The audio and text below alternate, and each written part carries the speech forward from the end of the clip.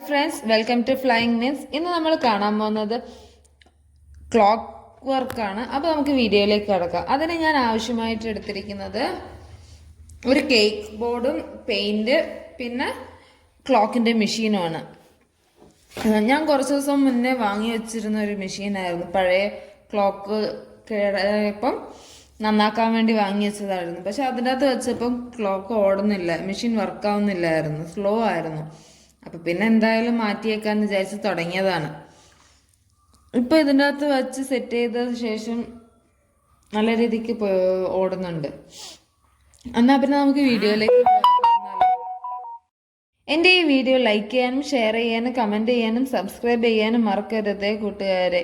അതോടൊപ്പം bell icon click ചെയ്യുകയാണെങ്കിൽ ഞാൻ ഇടുന്ന വീഡിയോസ് നിങ്ങൾക്ക് പെട്ടെന്ന് തന്നെ കിട്ടുന്നതായിരിക്കും.